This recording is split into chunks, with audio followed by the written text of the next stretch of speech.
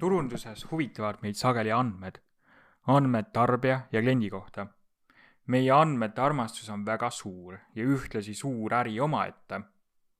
Miks on meie andmete armastus suur, võid sa küsida.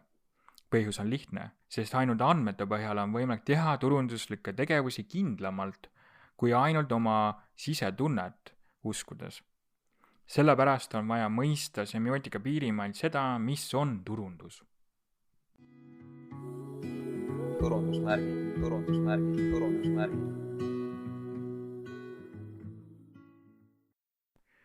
Semiootiliselt on turundus konkreetne rakenduslik valdkond majandusteaduse taustal. Turundust on kirjeldatud erinevalt. Sageli on turundust kirjeldatud kui uurimise ja juhtimise protsessi kaupade ja teenuste vahetuse suhete kohta. Teisiti sõnastades on turundus enamasti info ja selle kommunikatsioon mitme turul osaleva osapoole vahel. Osapoolteks on tavapäraselt klient ja teenuse pakkuja või tootja. Tulenevalt teabe vahendusest eri osapoolte vahel peetakse turundust ja sellega kaasnevaid tegevusi kunstide ja sotsiaalteaduste hübriidiks.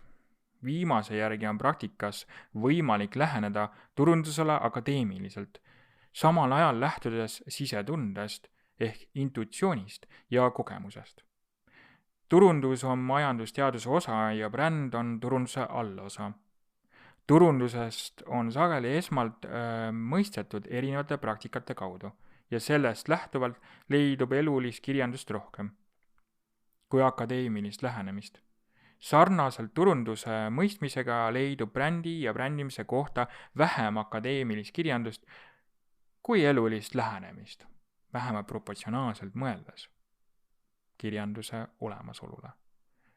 Turundus on sageli eelnevast tulenevalt seotud üha enam suurandmete analüüsimisega ja tõlgendamisega.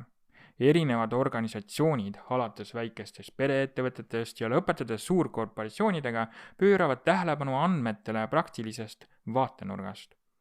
Suurandmed võivad pakkuda väljavaadet, kuidas parandada kliendikogemust või kuidas mõõta kliendikogemust. Teisalt ei suuda suurandmed anda sisulist vastust küsimusele miks. Suurandmed on head kirjeldama ja prognoosima edasisi olukordi tõenäosuslikult. Kvalitatiivselt, sealhulgas semiootilised andmed on kliendi-tarbija vastuste osas empaatilised. See tähendab, siinjuures võib semiootiline analüüs probleemist lähtuvalt olla formaalne. Näiteks erinevaid kultuure vaadeldakse hulkadena ja analüüsitakse hulgateooria abil pikemalt.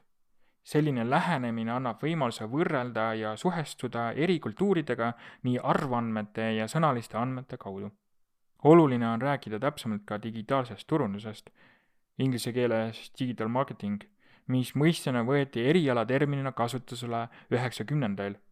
Sõnadena kasutatakse veel inglise keeles online marketing, internet marketing või web marketing.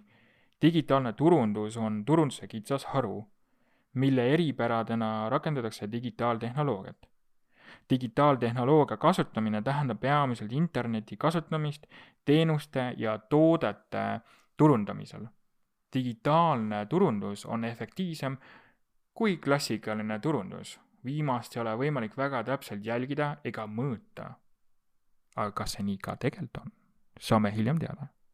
Digitaalne turundus on kiiresti kasvav ja arenev sektor 90-ndest 2000-ndest aastatest, mille tulemusel on muutunud äritegevuse põhimõtted ja organisatsioonide struktuurid. Eelneva arutelu põhjal ei saa turunduse tegemisel vältida näiteks kliendi-tarbija suunalist uurimist ja uuringute tegemist. Turundus ja turu-uuringud on turunduse juures olulisel kohal, sest ilma kliendi ja tarbija vajadusi mõistmata pole võimalik turule uusi kaupu ja teenuseid tuua ning säilitada turundpositsioonid teiste kaubanduses tegutsevate osapoolte suhtes. Turunduslikke uuringuid jaotatakse peamiselt esmasteks ja teisasteks. Turundussemiootika uuringud võivad olla nii esmased kui ka teisased uuringud, lähtuvalt teabe ja uuringu vajadustest. Esmased uuringud on tehtud spetsiifilise ülesande täitmiseks ühe või mitme firma poolt.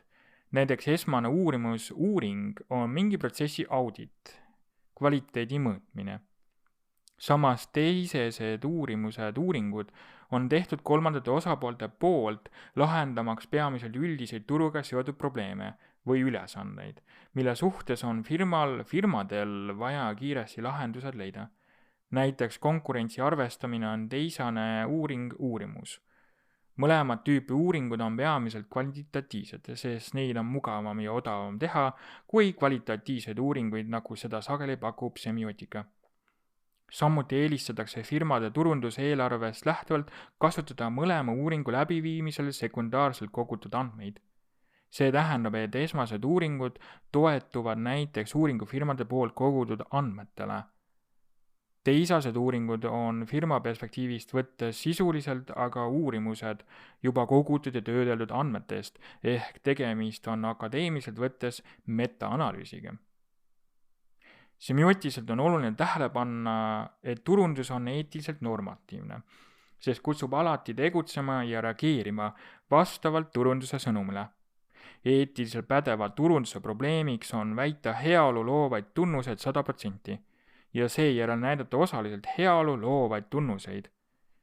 Selleks, et olla moraalselt aktsepteeritav, peaks määratlema, mida tähendab toote-teenuse kontekstis näiteks sooline võrdõiguslikkus. Eetilise turunduse paradoksid on sageli toote-teenused, Eetilise turunduse paradoksid on sageli tooted-teenused, mille sõnumi osaks võib olla näiteks ökotoode, jätkusuutlikkus või laiemalt rahaline aspekt, ressursisäästlikkus, taaskasutatavus, taskukohane ja nii edasi.